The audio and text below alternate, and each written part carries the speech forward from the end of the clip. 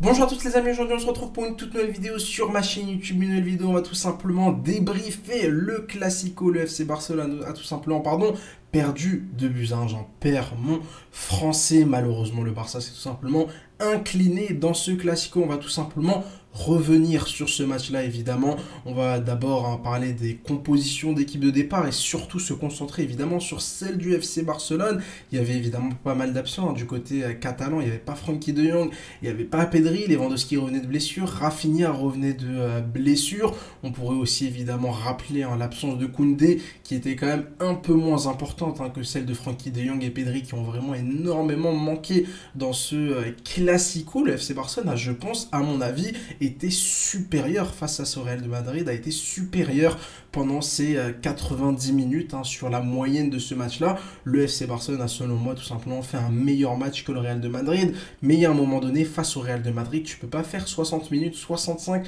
70 bonnes minutes, tu peux pas, c'est impossible. On sait que c'est tout simplement la meilleure équipe du monde dans ce domaine-là. C'est une équipe qui n'est jamais morte, en fait. C'est une équipe qui n'est jamais morte. On se rappelle évidemment de leur campagne de Ligue des Champions complètement folle il y a 2 ans, où face au Paris Saint-Germain, ils sont enterrés mais ils réussissent à revenir. Face à Chelsea, ils sont enterrés mais ils réussissent à revenir. Face à Manchester City, ils sont complètement sous l'eau à domicile mais ils réussissent à revenir. Voilà, c'est une équipe. Cette équipe du Real de Madrid est morte qu'à un seul moment, c'est quand l'arbitre a tout simplement sifflé la fin du match. Et il y a un moment donné où, malgré l'expérience qu'il y a du côté du FC Barcelone, tu t'es complètement chié dessus à domicile, faut le dire. Voilà, faut le dire, on va rentrer dans le vif du sujet, on va dire les termes dans cette vidéo. Le FC Barcelone a tout simplement fait n'importe quoi. Je vais essayer de parler quand même du positif dans ce match-là. Les 65 premières minutes jusqu'à cette égalisation de Bellingham, où le FC Barcelone a pour moi été nettement au-dessus du Real de Madrid. Tu touches 2 fois les montants. Voilà, malheureusement Fermin qui en première mi-temps, au lieu de chercher le côté ouvert, va chercher le côté fermé, va toucher le poteau. Pareil pour Inigo Martinez. Il y avait pour moi un penalty clair, évident à la fin de la première mi-temps sur Araujo Tchouaméni qui vient tout simplement le ceinturer. C'est quand même assez incroyable que la VAR ne soit même pas intervenue sur cette situation. Comme si de rien n'était, on n'a même pas eu de ralenti. Enfin bref, cette action n'a jamais existé, on a l'impression. Alors que le lendemain, entre Manchester City et Manchester United, on a une situation similaire avec Olioun qui va tout simplement ceinturer Rodrigo, le retenir. Et l'arbitre qui revient quelques instants plus tard sur cette action-là, donner un penalty pour Manchester City qui va complètement changer le match. Je le dis, je le répète, alors évidemment l'idée c'est pas de se cacher derrière l'arbitrage. Le FC Barcelone a fait pas mal de mauvaises choses dans ce match-là, mais forcément juste avant la mi-temps, tu mènes 1-0. C'est déjà pour moi le premier tournant de ce match-là. Et puis évidemment les amis, le deuxième tournant de ce match-là, c'est tout simplement le Barça qui n'arrive pas à tuer ce Real de Madrid, qui n'arrive pas à aller chercher ce deuxième but, qui n'arrive pas à aller se mettre à l'abri. Et moi personnellement, j'ai les senti. Vous pouvez repartir sur mon compte Twitter, regarder mon fil d'actualité. Pendant le match, je l'ai senti, je l'ai dit, c'est soit le Barça réussit à vite tuer ce match-là, à vite marquer un deuxième but, soit le Real de Madrid va tout simplement revenir dans cette rencontre. Il ne faut pas oublier qu'il faudra attendre la 60e minute de jeu, une frappe un peu écrasée de Toni Kroos pour voir le premier tir cadré du Real de Madrid dans ce match-là. Le Barça était au-dessus, le Barça maîtrisait son jeu, le Barça maîtrisait son match, mais malheureusement, voilà, dans un match, il y a des temps forts, il y a des temps faibles, et à partir de la 60e minute, on va avoir le premier gros temps faible du FC Barcelone, un Barça qui n'arrive pas à se relancer, un Barça qui n'arrive pas à jouer, et surtout un Real de Madrid qui a fait quelques ajustements tactiques avec l'entrée de Modric, qui va faire beaucoup de bien. Je l'avais annoncé encore une fois. L'idée, c'est pas de dire que voilà, je suis le grand spécialiste, que j'ai tout dit, que j'ai tout vu avant les autres. Mais c'est vrai que voilà, l'entrée de Modric, elle a été décisive. Le banc du Real de Madrid a fait la différence dans ce match-là. Quand du côté du Real, tu fais rentrer Modric qui va complètement changer la physionomie du match et que de l'autre côté, Xavi te fait rentrer Oriol Romeu, les amis. Forcément, ça fait mal. Forcément, ça fait très mal. On sait que dans ce genre de match-là, c'est pas les 11 meilleurs joueurs qui font la différence. C'est le 12e, c'est le 13e, c'est le 14e, c'est le 15e, c'est même le 16e avec les 5 changements disponibles. Donc forcément le banc du Real de Madrid a fait une grosse différence dans ce match-là. Le Real de Madrid était sous l'eau, le Barça était vraiment à ça de marquer ce deuxième but et finalement de conclure assez facilement ce Classico à domicile. Grosse déception vraiment. Il y a ce temps faible qui arrive du côté du Barça et on l'a senti avant la magnifique frappe de Bellingham. On l'a senti et re-regardez ce qui se passe un peu avant le but de Bellingham. On a un FC Barcelone qui recule et surtout on sent que le Real de Madrid va frapper de loin. Vraiment re-regardez, repensé, j'ai regardé les 2-3 minutes avant le but, on voit le FC Barcelone qui subit, qui est surtout très très bas. C'est vrai que le Barça a très bien défendu dans sa surface, a très bien défendu dans ses 15-20 derniers mètres, hein, notamment face à Vinicius, notamment face à Rodrigo, même Federico Valverde sur son couloir droit qui n'a pas fait grand chose lorsqu'il a accéléré. Le Barça a vraiment bien défendu, mais par contre, à un moment donné, c'est pas possible de laisser autant d'espace au milieu de terrain adverse pour pouvoir tenter. On a notamment Aurélien Tchouaméni qui a cherché des possibilités de frappe de loin, et puis finalement, malheureusement pour toi, c'est Bellingham qui va mettre un but absolument exceptionnel.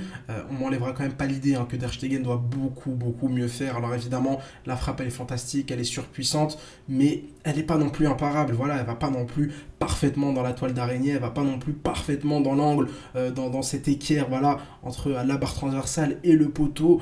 Der Stegen doit mieux faire, et malheureusement pour lui, encore un grand rendez-vous, il prend un banger, encore un grand rendez-vous où il prend un but de malade, et là ça commence à faire vraiment beaucoup, je suis désolé, mais on m'enlèvera pas encore une fois l'idée de ma tête que si c'était Thibaut Courtois au cage du côté du FC Barcelone, franchement je suis sûr à 300% que Thibaut Courtois la sort, ou au moins la touche, voilà. Si la frappe elle est trop puissante et que ta claquette ne sort pas le ballon et que ça finit quand même au fond des filets, bon ok, il faut savoir s'avouer vaincu, mais là les gars, il est même pas sur la trajectoire du ballon, alors que voilà, il a le temps. Il y en a qui me disent qu'il est masqué, il y en a qui me disent que la balle est trop puissante. Il peut mieux faire, t'es gardien du FC Barcelone, je suis désolé, on demande aux attaquants de marquer à chaque match, moi je demande à mon gardien tout simplement de finir tous les matchs avec 0 but encaissé, et là je suis désolé, sur ce premier but, il doit largement mieux faire. Donc on a un temps faible, le FC Barcelone qui, faut le dire, se chie dessus pendant 5-10 minutes face au Real de Madrid, qui n'arrive pas à relancer, surtout qui laisse des espaces au milieu de terrain pour tenter, et malheureusement pour toi, Bellingham va mettre tout simplement le plus beau but de sa saison, avec ce but absolument exceptionnel, et puis voilà, derrière les entrants n'ont absolument pas fait la différence, c'est-à-dire que du côté du Real, Modric va être hyper impressionnant, encore une fois, il apporte cette stabilité, il apporte cette facilité technique, tactique. Voilà, je pense qu'Ancelotti, franchement, il a le meilleur boulot du monde. Tu fais rentrer Modric et il va tout simplement te résoudre absolument tous tes problèmes. Et puis évidemment, derrière, du côté du Barça, t'as Lewandowski qui rate complètement son entrée. Franchement, il n'y a pas de justesse technique, il n'y a pas... T'es Lewandowski, je suis désolé, c'est comme Der Stegen, tu dois marquer dans ce match-là, tu dois au moins te procurer une grosse occasion. Il joue quoi? Il joue 20-25 minutes, alors évidemment que ça fait un mois qu'il est blessé, évidemment qu'il reprend la compétition, mais moi, il n'y a pas d'excuse à partir du moment où t'es apte. À partir du moment où tu entres, il n'y a plus d'excuses. Voilà, t'es blessé, tu restes à la maison comme Pedri, t'es blessé, tu restes à la maison comme Frenkie de Jong, mais tu vas pas rentrer dans ce match-là et nous pondre une bouse comme il nous a pondu. Franchement, Lewandowski, c'est super inquiétant dans les gros rendez-vous. On se rappelle l'année dernière face au Bayern de Munich qui fait n'importe quoi. Lors des Classicos, la saison dernière aussi, c'est absolument pas exceptionnel. Face à l'Inter, c'est pas incroyable. Face à l'Atlético, ça n'a jamais été aussi phénoménal. Franchement, les grands rendez-vous avec Lewandowski, voilà, c'est Lewandowski, c'est un fantôme. C'est un fantôme, les amis. Je n'arrive pas à comprendre la différence entre le Lewandowski du Bayern et le Lewandowski du FC Barcelone. Alors évidemment, collectivement, c'est absolument pas le même contexte, etc. Mais enfin, t'as numéro 9 du Barça, et je trouve que c'est trop insuffisant. C'est bien de marquer face à Osasuna, c'est bien de marquer face au Celta, c'est bien de marquer face même à la Real Sociedad, qui est une très bonne équipe, mais à un moment donné, on t'attend dans les grands rendez-vous. On a attendu Bellingham, il finit avec 2 buts, et Lewandowski, malheureusement, son entrée, elle est absolument clownesque. On peut aussi parler de l'entrée de Yamal. Yamal, ça a été quand même assez compliqué. Maintenant, voilà, Yamal, je vais pas lui tirer dessus. Le mec, il a 16 ans, il n'aime pas le permis, il peut même pas conduire, il peut même pas venir tout seul au stade, il peut même pas venir tout seul à l'entraînement. Il y a un moment donné, je vais pas lui tirer dessus. Par contre, il y a un papa, il y a un daron avec son gros crâne chauve. Je suis obligé évidemment de revenir sur sa performance. C'est Oriol Romeu. Là, je vais me poser parce qu'il faut que je me calme. Il faut vraiment que je me calme parce qu'Oriol Romeu, je ne comprends pas comment ce nulard a fait pour signer au FC Barcelone. Je ne comprends pas comment cet individu a fait pour signer au FC Barcelone. Moi, je pense qu'il est dans un délire complet. Le mec, il se réveille tous les matins, il va au centre d'entraînement du FC Barcelone. Il doit être dans un délire complet, il doit pas en croire ses yeux, il doit voir sa femme, il doit voir ses enfants tous les matins et leur dire je suis dans une caméra cachée. Quand est-ce qu'on va me dire que ce rêve éveillé va s'arrêter? Ce mec là n'a rien à faire au FC Barcelone. Me parlez pas de profil, me parlez pas de remplacement de Busquets. Enfin, on a remplacé Sergio Busquets, qui est, je pense, pour beaucoup, en tout cas pour moi, le meilleur 6 de l'histoire dans ce côté, voilà, de construction de jeu, etc. C'est évidemment pas un joueur qui... Enfin bref, on va pas faire un débat sur la position de Sergio Busquets dans les meilleurs 6 de l'histoire. C'est l'un des meilleurs 6 de l'histoire, Sergio Busquets. L'un des, si ce n'est le meilleur 6 de l'histoire de ton club. tu le remplaces par Oriol Romeu. Franchement, j'aurais préféré ne pas le remplacer. J'aurais préféré ne pas le remplacer. Fais-moi jouer Frenkie de Jong, fais-moi jouer Gundogan. Gundogan qui a fait un match fantastique. Franchement, c'est très certainement la meilleure performance de Gundogan avec le FC Barcelone depuis le début de la saison. Fais-moi jouer n'importe qui. Fais jouer Der Stegen au milieu de terrain. Et pourquoi pas? Bon, on va essayer de rester quand même un peu sérieux dans cette vidéo, mais sérieusement, Roméo, quand il rentre, on sait très bien que balle au pied, au niveau de la construction du jeu, ce mec-là ne peut rien t'apporter. On lui demande du coup une seule chose, on est d'accord, c'est de défendre. On lui demande une seule chose, c'est d'apporter voilà, de la combativité, c'est d'apporter de la hargne. Enfin bref, voilà, vous voyez le champ lexical que j'essaye d'employer, des mecs qui sont généralement pas très très beaux au football, apporte ça. Regardez s'il vous plaît, je peux pas vous mettre les images parce que j'ai pas les droits et que cette vidéo-là sinon va sauter. Mais re-regardez le match, le but pardon, de Bellingham, le deuxième but de Bellingham, regardez le déplacement de Bellingham et regardez le déplacement de Roméo. Roméo au départ de l'action est tout simplement au marquage sur Bellingham. Bellingham a déjà mis un but fantastique, c'est le meilleur buteur de la Liga, c'est même, je sais pas, faudrait regarder, peut-être le meilleur buteur européen. Tu sais que tu dois le suivre, tu le colles, tu t'attrapes son maillot, tu tires le maillot, tu attrapes son short, fais un truc bien, je sais pas, une fois dans ta vie au moins avec le maillot du Barça, fais un truc bien, respecte ton marquage. Enfin, j'ai l'impression de parler avec un mec qui a 7 ou 8 ans, marque ton joueur. Que nous fait Roméo? Il lâche complètement Bellingham. Et puis évidemment, quand il se rend compte que Bellingham est bien placé dans la surface de réparation pour marquer ce deuxième but dans les derniers instants du match, bah c'est trop tard, il est là que pour constater les dégâts comme l'ensemble évidemment des dizaines de milliers de supporters du FC Barcelone. Je comprends pas, franchement je comprends pas la présence de Roméo déjà de une au FC Barcelone, l'intérêt de Xavi de l'avoir fait rentrer, mais j'ai même pas envie de taper sur Xavi sur ce coup là parce que ça peut se comprendre, voilà, tu fais rentrer Roméo, le mec, voilà, t'es un peu en train de subir, peut-être que si Roméo était sur le terrain, Bellingham n'aurait pas eu la même liberté pour marquer ce premier but. Mais à un moment donné, Roméo, enfin, je sais pas, t'es au FC Barcelone, déjà tu n'as rien à faire ici, essaye de justifier un minimum ton salaire, essaye de justifier un minimum ton transfert, essaye de justifier un minimum ta présence au club, et j'arrive pas à comprendre, voilà. Moi je me sens trahi par ce mec-là, depuis le premier jour, de toute façon, j'arrête pas de le dire, ce mec-là n'a rien à faire au Barça, et franchement, sauf s'il met 3 buts par match jusqu'à la fin de la saison, je continuerai à le dire haut et fort, ce mec-là, ce nulard, n'a rien à faire au FC Barcelone, il est nul balle au pied, il est même pas capable de remplir ses tâches défensives, on l'a bien vu sur ce deuxième but-là, et bah voilà, franchement, c'est absolument terrible. Maintenant, encore une fois, il n'y a rien de dramatique. Pour moi, le Barça a été supérieur à ce Real de Madrid sur ce match-là. Tu as eu 2 moments de déconnexion, ce temps faible qui risque de te coûter très cher parce que en Ligue des Champions, si t'affrontes le Bayern, si t'affrontes Manchester City, si t'affrontes Liverpool, non je rigole, ils sont pas en Ligue des Champions, mais si t'affrontes, je sais pas, n'importe quelle grosse autre écurie européenne, tu vas prendre un bouillon, tu vas en prendre 2-3 sur ce temps faible. Et encore une fois, je le dis, je le répète, ce Barça n'est pas prêt pour aller jouer des matchs à haute intensité. Ce Barça n'est pas prêt pour aller jouer des gros matchs européens, des gros quarts de finale, des grosses demi-finales. Voilà, franchement, je pense que le minimum pour ce Barça, c'est à la limite aller en quart de finale.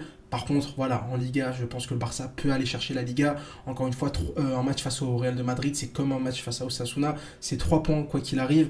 Il n'y a rien de dramatique. Le Barça fait un excellent match. D'ailleurs, j'ai vu pas mal de personnes se foutre de la gueule de Gavi. Enfin, les gars, Gavi, Fermin, ils ont mis une leçon de football à Toni Kroos. Franchement, Toni Kroos, il a de la chance que Bellingham marque son doublé et que sa performance individuelle soit complètement passée sous le tapis parce que le mec s'est complètement fait manger par Gavi et par Fermin, notamment en première mi-temps. Ça a été quand même assez terrible. Excellent match de Gundogan, très bon match de Gavi, très bon match de Fermin. Cancelo aussi qui aurait été quand même plutôt intéressant. Même Ferran Torres, hein, que j'apprécie pas forcément dans son rôle, dans son profil, aura été quand même assez intéressant du côté du Barça. Baldé aussi, Inigo Martinez, c'est sérieux. Araujo, encore une fois, c'est l'arme fatale de Vinicius. C'est encore un classico complètement raté de Vinicius. On n'en parle pas. Pardon, mais c'est vrai que Vinicius, comme Toni Kroos, il est complètement passé à côté de son match-là, parce que voilà, il y a eu des mecs en face qui ont été excellents. Araujo, vraiment, c'est vraiment l'arme parfaite, pardon. D'ailleurs, je comprends pas comment est-ce que c'est possible que le Real de Madrid ne trouve pas de solution pour, entre guillemets, mettre un peu plus en valeur Vinicius, qui encore une fois dans un classico est passé complètement à côté de son match et aura plus fait parler par ses provocations que par son niveau de jeu. Vraiment, Araujo l'aura encore une fois complètement mis dans sa poche, et d'ailleurs c'est quand même assez ingrat pour Araujo, parce qu'encore une fois, personne n'en parle de son excellent match face à Vinicius, et puis voilà, il suffit que lors du prochain classico, Vinicius passe une fois sur les 30 ou 40 dernières tentatives pour qu'on dise que Vinicius a complètement humilié Ronald. Araujo, très déçu de l'entrée de Romelu qui aurait été absolument dramatique. Pareil pour celle de Lewandowski qui aurait été dramatique. Der Stegen qui est encore une fois incapable de sortir cet énorme arrêt. Mais voilà, pour moi, Xavi, il a vraiment mangé Ancelotti sur ce match-là. Mais malheureusement, écoutez, c'est comme ça, c'est le Real de Madrid. Franchement, je ne veux pas dire que tu es obligé de t'incliner parce que on va quand même se calmer, les gars. Jamais de la vie, je dirais ce genre de choses-là en ce qui concerne le Real de Madrid. Mais c'est comme ça, il faut être objectif à un moment donné. Le Barça était supérieur au Real de Madrid dans ce match-là, mais ce Real de Madrid n'est jamais mort, c'est sa plus grande force. Le Real de Madrid est capable, voilà, sur une demi-occasion, sur une frappe de loin, sur un coup de pied arrêté, sur un pénalty un peu sorti de nulle part, de revenir dans le match, de se relancer et d'aller tout simplement chercher la victoire. C'est la grande force du Real de Madrid, c'est ce caractère. Et malheureusement, du côté du FC Barcelone, ça manque terriblement de caractère. Lewandowski n'a pas de caractère, Romelu n'a pas de caractère, Der Stegen n'a pas de caractère. T'as trop de joueurs neutres, t'as trop de joueurs friables, t'as trop de joueurs faibles psychologiquement dans cette équipe du Barça. Il nous faut plus de Gavi, il nous faut plus d'Araujo, il nous faut plus de Fermin, il nous faut plus voilà, de joueurs vraiment capables de porter haut et fort les couleurs du FC Barcelone, parce que vraiment dans cette saison 2023-2024, tu risques pas d'accrocher grand-chose comme titre. Mais je le répète, je leur ai dit à tous mes amis madrilènes, ça reste que 3 points, ça reste qu'un match en Liga. La saison est encore très longue. Ça se saurait depuis longtemps, hein, si la Liga se joue lors des Classicos. On sait très bien que la Liga, ça se joue dans des déplacements à la Real Sociedad, ça se joue dans des réceptions face à Séville, ça se joue face à l'Athletic Bilbao. Enfin bref, ça se joue face aux 18 autres équipes de Liga. C'est 38 matchs, hein, on ne peut pas résumer toute une saison en Liga sur 2 petits matchs. La saison risque d'être très longue. Je ne serais pas surpris que lors de la prochaine journée, le Real de Madrid perde des points et que le Barça revienne. Franchement, voilà, une saison c'est très long. Maintenant, voilà, il y a cette incertitude sur ces temps faibles du côté du Barça. Est-ce que le Barça est capable de subir l'intensité du haut niveau? Est-ce que le Barça, aussi, à un moment donné, il faut parler des absences. Tu peux pas vraiment jouer avec Pedri, avec De Jong, avec Lewandowski, pas à 100%, avec Rafinha, pas à 100%. C'est impossible, tu peux absolument rien espérer. Déjà, si le groupe est complet du côté du FC Barcelone, je suis convaincu que tu réussis pas grand-chose cette saison. Alors, dès qu'il te manque 1, 2, 3, 4, 5 éléments, franchement là c'est plus possible. Voilà les amis, un petit débrief qui a pris du temps à sortir. C'est vrai que j'avais pas vraiment envie de le faire directement après le match. J'espère évidemment que ce petit débrief vous aura plu. N'hésitez pas évidemment à me dire ce que vous avez pensé, à revenir sur ce match-là. Écoutez, un match qui aurait été quand même assez intéressant. On va quand même faire un petit point aussi sur le tifo, hein. C'est vrai que les supporters du Barça, il y avait eu quelques rumeurs, ils nous ont dit que le tifo va être exceptionnel, le tifo va être extraordinaire. C'est du jamais vu, le tifo était naze. Il était naze déjà pour plusieurs raisons. Déjà parce qu'il avait rien d'exceptionnel, mais surtout c'est du foutage de gueule, c'est que du marketing. Franchement, j'aime bien le Barça, voilà, ils sont forts dans le marketing. C'est pour moi l'un des meilleurs clubs à ce niveau-là dans le monde. Ils sont très forts, le Barça, en termes de marketing, pour te vendre des trucs de merde, pour valoriser des choses qui pourtant n'ont absolument aucune valeur et essayer de générer des profits, des revenus à droite à gauche. Mais franchement les gars, faire une opération commerciale avec les tifos, vous imaginez, il y a des mecs qui ont payé 200-300 euros leur place et qui étaient contents, ils étaient dans un tifo, ouais, Spotify, les Rolling Stones, on est content, on se fait exploiter gratuitement pour cette opération marketing. C'est ridicule, franchement c'est ridicule. J'espère qu'on ne verra plus jamais ça. Je vois pas l'intérêt en fait, je vois pas l'intérêt d'avoir fait ça, si ce n'est évidemment pour servir les intérêts du club et les intérêts des sponsors. C'est nul et c'est encore une fois nul. Voilà, je voulais quand même revenir sur ça. Les amis, si cette petite vidéo vous aura plu, décidément j'ai un peu du mal à parler, n'hésitez pas à mettre un petit like, à vous abonner pour pas louper les prochaines. N'hésitez pas à me suivre sur Twitter, tranquillement pour le football. Allez, ciao.